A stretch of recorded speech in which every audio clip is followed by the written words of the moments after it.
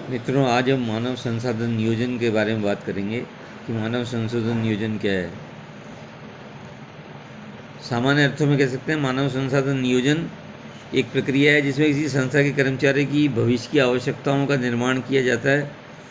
पूर्वानुमान में लगाया जाता है कि आवश्यक संख्या में सही प्रकार के व्यक्ति सही समय पर उपलब्ध करने की योजना बनाई जाती है। मानव संसाधन नियोजन की कुछ परिभाषाएं निम्न प्रकार हैं। प्रोफेसर पीटर ने जो लिखा है वो लिखिए।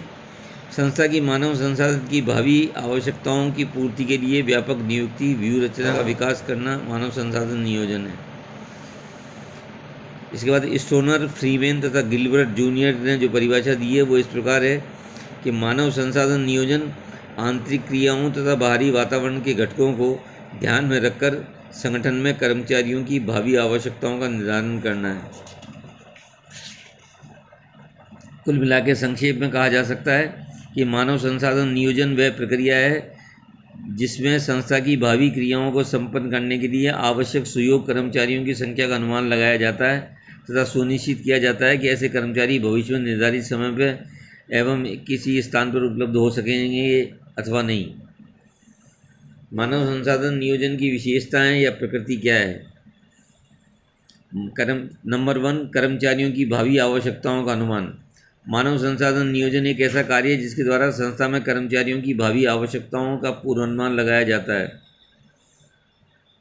इसके बाद है आवश्यकताओं एवं पूर्ति में संतुलन।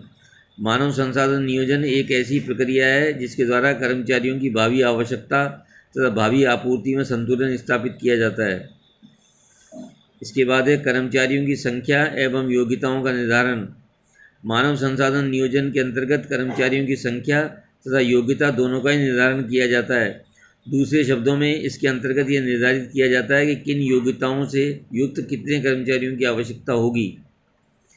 इसके बाद है सही स्थान एवं समय पर सही व्यक्ति। मानव संसाधन नियोजन प्रमुख उद्देश्य सही स्थान पर सही व्यक्ति की उपलब्धि को सुनिश्चित करना है। इसके बाद है आंतरिक क्रियाओं एवं बाहरी वातावरण पर आधारित। मानव संसाधन नियोजन संस्था की आंतरिक क्रियाओं तथा बाहरी वातावरणों की आवश्यकताओं को ध्यान में रख कर के किया जाता है। जिन क्रियाओं को जिस वातावरण में पूरा करवाना है उनके लिए आवश्यक एवं उपयोगी व्यक्तियों का निर्धारण करना तथा उन्हें प्राप्त करना ही सही मानव संसाधन नियोजन है। इसके बाद है गुणात्मक तथा परिमाणात्मक पहलू। मानव संसाधन नियोजन के दो पहलू हैं। प्रथम गुणात्मक पहलू जिसके अंतर्गत कर्मचारियों की योग्यताओं का निर्धारण किया जाता है। द्वितीय परिमाणात्मक पहलू जिसके अंतर्गत कर्मचारियों की संख्या का निर्धारण किया जाता है। इसके बाद है व्यापक व्यूह रचना। मानव संसाधन नियोजन एक व्यापक व्यूह रचना है जिसके द्वारा संस्था में कर्मचारियों की दीर्घकालीन भावी आवश्यकताओं की आपूर्ति को सुनिश्चित किया जाता है। अतः इससे कर्मचारियों की प्राप्ति, विकास एवं अनुरक्षण हेतु नीतियाँ, नियमों, कार्यक्रमों आदि का निर्धारण भी सम्मिलित है। इसके बाद है विद्यमान संसाधनों की पहचान। मानव संसाधन नियोजन द्वारा भावी आवश्यकताओं का निर्धारण करते समय विद्यमान मानव संसाधन को भी ध्यान में रखा रहता है। इस प्रक्रिया में नए कर्मचारियों की प्राप्ति से पूर्व संस्था में उपलब्ध उन कर्मचारियों पर भी विचार किया जाता है जिनकी क्षमताओं का पूर्ण उपयोग नहीं हो पाया है। इसके बाद है निगमीय नियोजन का अंग। मानव संसाधन नियोजन संपूर्ण संस्था के नियोजन का एक अभिन्न अंग है।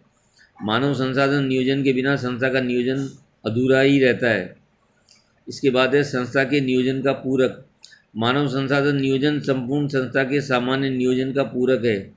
इसके द्वारा समग्र संस्था के नियोजन के क्रियान्वयन हेतु आवश्यक कर्मचारियों की उपलब्धि करने का प्रयास किया जाता है। इस प्रकार यह संस्था के नियोजन की सफलता में योगदान देता है। इसके बाद है सतत प्रक्रिया। मानव संसाधन नियोजन की एक सतत प्रक्रिया है जो प्रत्येक संस्था में निरंतर चलती रहती है।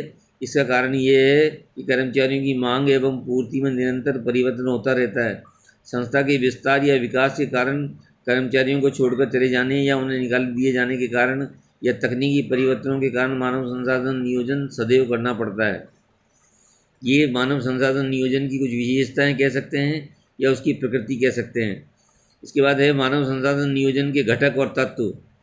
मानव संसाधन के नियोजन घटक और तत्वों में सबसे पहले है भावी आवश्यकताओं का अनुमान।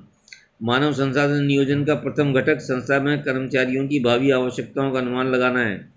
ऐसा अनुमान संस्था की योजनाओं, संस्था में हो रहे या किए जा रहे परिवर्तनों, संस्था के विकास एवं विस्तार की दशा एवं दिशा, बाजार की स्थिति इत्यादि को ध्यान में रख करके लगाया जा सकता है। इसके बाद है विद्यमान संसाधनों की गणना एवं विश्लेषण।